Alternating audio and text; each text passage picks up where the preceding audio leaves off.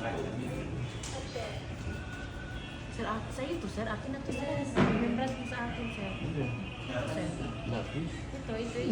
Itong drawing mo. Ayan, ano Dapat pinadrawing lang yung mukha mo. Kaya nga, sir. Magbayad ako, sir. Magduwing ka lang sa mukha ko, sir. Cha-cha na naman doon, drawing.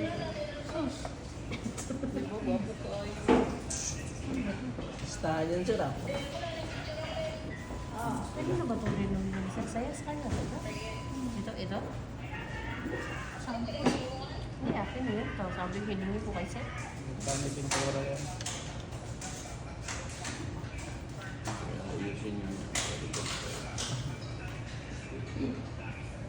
Ay, lalaki sa pogi, oh. madali kasi mag-drawing ng pangit eh. Sige, mag-drawing ka ng pangit. Madali lang.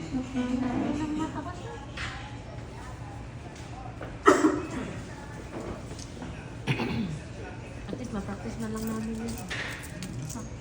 Kahit yan lang, tinda namin.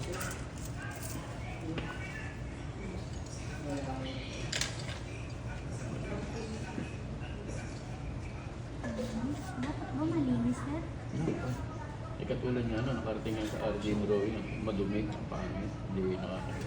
Nakita mo, sir, ang picture? Ay, naka-video. Binidyo ko yung drawing mo, sir, para lang Hindi, yung marites kanina pa nandyan. Eh, hindi ko man ito isi-share. Mute mo na. Pinapa-forward na nga sa iyo eh.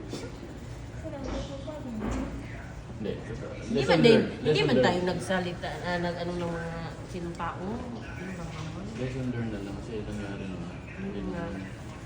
Kasi doon napahiya. Diba? Tayo. Yung pinakwento ni Sir Eric, sabi niya dito, stay dito. Hirap, sir. Galing na. Kami ng Kaya. time. Laki ng mata ko. Uy, ang galing na mo na, be. Ang eyes mo, be. Nakuha mo na, be.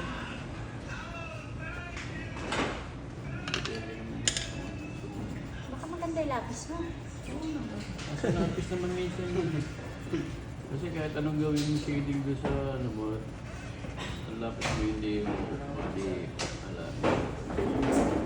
Ako lang yung na-drawing natin ngayon, eh. Sa mag-graduate tayo, dapat maganda na drawing. Pangit naman na maganda mag-drawing tayo ngayon. Dapat mag-graduate natin, pangit na.